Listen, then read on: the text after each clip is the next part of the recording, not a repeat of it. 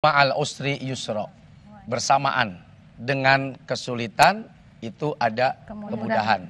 Itu kan janji Allah tuh. Bahwa jangan pernah takut saat kesulitan datang. Kalau kita mau bersabar sedikit saja, sebetulnya kemudahan itu sedang mendampingi. Sampai nanti dia selesai tugasnya dalam menguji, maka kemudahan ini akan datang. Nah, di antara cara seseorang ya tidak menyerah dan putus asa dalam hidup, doa. Ya. Istrinya berdoa memohon kepada Allah, ternyata dengan izin Allah doanya diijabah, lalu digerakkan hati bosnya, keluar bonusnya. Kalau dibilang enak ya memang enak. Bilang kalau asik ya memang asik. Belum waktunya, mungkin belum waktunya. Oke. Tapi begitu doanya sampai sehingga takdirnya dipercepat oleh Allah Subhanahu wa taala. Maka jangan meremehkan doa siapapun, termasuk doa istri yang ada di rumah. Kita kan bilang, "Lo gua nih kerja capek, lo cuman duduk, ongkang-ongkang kaki aja lo di rumah." Kita nggak tahu ternyata istri kita yang mengangkat tangannya kepada Allah, memohon dan meminta agar kita dikasih selamat, agar kita diberkahi, rezeki kita dilancarkan. Nah, ternyata dorongan doa itu yang membuat kita selama ini bisa menggapai kesuksesan. Kita mau kerja mungkin sampai lupa doa, kita mungkin kerja sampai lupa ibadah, tapi istri kita di rumah ternyata tanpa lelah dia beribadah dan dia berdoa. Nah, bisa jadi tuh udah kesuksesan suami dalam menggapai atau mendapatkan impian-impian itu karena ada kekuatan doa istri di rumah. Gitu dah. Jadi sabar aja kalau misalnya memang lagi dalam kondisi kesulitan. Iya. Dan istri juga tidak boleh menyerah. Suami yang berikhtiar, suami yang bekerja, istri yang mengetuk pintu langit. Suami mengetuk pintu bos, istri mengetuk pintunya Allah Subhanahu wa taala. Itu rahmatnya dengan doa yang dipanjatkan.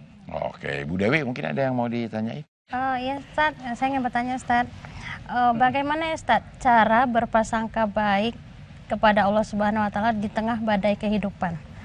Ya, dengan membaca ayat-ayatnya, membaca kalimat-kalimatnya, membaca pesan-pesannya, sebetulnya kita udah harus tahu bahwa yang disampaikan itu adalah kebaikan.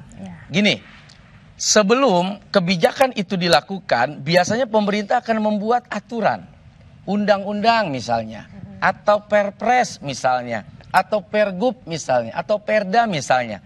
Sebelum dijalankan, perdanya keluar dulu nih, perpresnya keluar dulu nih, undang-undangnya keluar dulu nih. Sebagai rakyat kan melihat, wah udah ditulis nih undang-undangnya, ditulis nih aturannya. Nah, begitu dijalankan, berharap aturan dan undang-undang itu mengandung kebaikan. Nah, Allah udah menulis itu.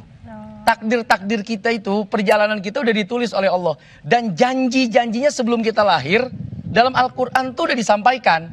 Loh, kalau dengan perpres, perda, pergub, kita masih punya harapan di dalamnya ada kebaikan, ya, ada keyakinan, masa dengan janji-janji Allah dalam Al-Quran kita nggak percaya?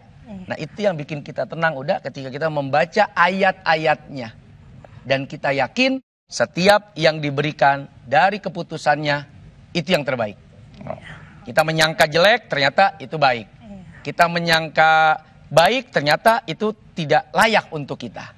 Nah, kita tidak pernah tahu. Tapi kita yakin setiap aturan mainnya itu yang terbaik. Oke, baik. Ini ada pertanyaan dari Instagram, Quarter Crisis. Ya.